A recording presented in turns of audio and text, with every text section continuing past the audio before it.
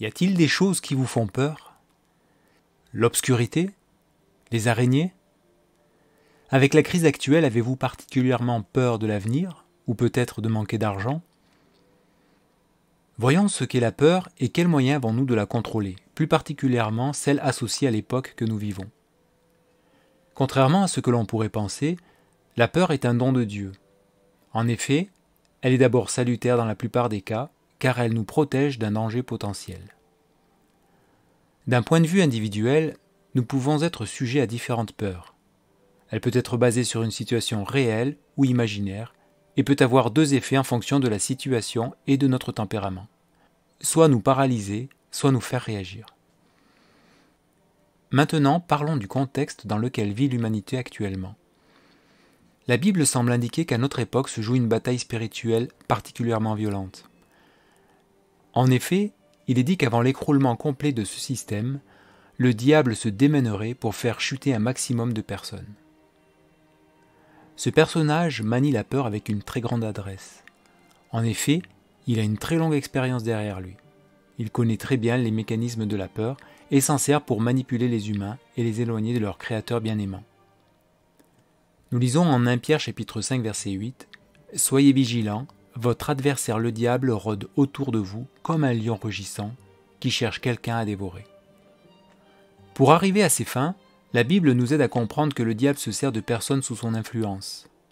Certains individus, animés de mauvaises intentions, se servent de la peur pour manipuler d'autres personnes. L'actualité nous prouve même qu'un petit groupe de personnes est capable de manipuler de grandes foules, voire des populations entières grâce à la peur. Comment donc ne pas tomber dans le piège de la peur et de la manipulation? Tout d'abord, Dieu nous fait don d'une arme redoutable contre la paralysie ou la panique que peut susciter la peur, l'amour. En effet, l'amour qui vient de Dieu engloutit la peur. Qui n'a jamais été stupéfait de voir une mère risquer sa vie pour sauver ses enfants? Même dans le règne animal, il n'est pas rare de voir une femelle attaquer un prédateur pour défendre ses petits. Oui, un puissant amour peut faire disparaître la peur et nous inciter à agir avec bravoure. 2 Jean verset 6 nous exhorte ainsi « Continuez à vivre selon l'amour ». La foi est une deuxième arme redoutable contre la peur.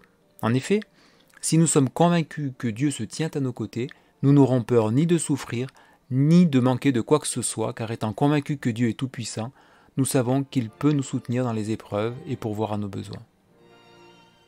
À propos de ceux dont nous avons besoin, Jésus a déclaré un jour « Ne soyez pas inquiets en vous demandant « Qu'est-ce que nous allons manger? Qu'est-ce que nous allons boire? Avec quoi allons-nous nous habiller ?» En effet, les gens qui ne connaissent pas Dieu cherchent tout cela sans arrêt. Vous avez besoin de toutes ces choses, et votre Père qui est dans les cieux le sait bien. Cherchez d'abord le royaume de Dieu et ce que Dieu demande, il vous donnera tout le reste en plus. Et même face à la mort, la Bible donne l'assurance que Dieu peut facilement ramener n'importe qui à la vie, et d'ailleurs, quelle que soit l'époque à laquelle cette personne a vécu. Et en cela, il nous a donné une garantie, la résurrection de son Fils Jésus. Une dernière arme qui nous sera utile contre la peur, c'est de savoir que tout finira bien pour celles et ceux qui se rangent du côté du Créateur, même si les apparences semblent prouver le contraire.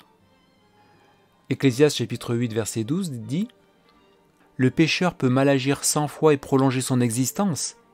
Je sais pourtant, moi, qu'il y aura du bonheur pour ceux qui craignent Dieu. » La Bible contient de nombreux passages qui ont prédit les temps que nous vivons et montrent comment tout cela va se terminer. Nous pouvons être certains que ce sera une victoire écrasante en faveur des personnes de bien, celles qui aspirent à construire un monde de paix sous la direction bienveillante de Jésus. Tout porte à croire que ce monde est en train de changer radicalement. 1 Corinthiens chapitre 7 verset 31 dit « Le présent ordre de choses va vers sa fin ».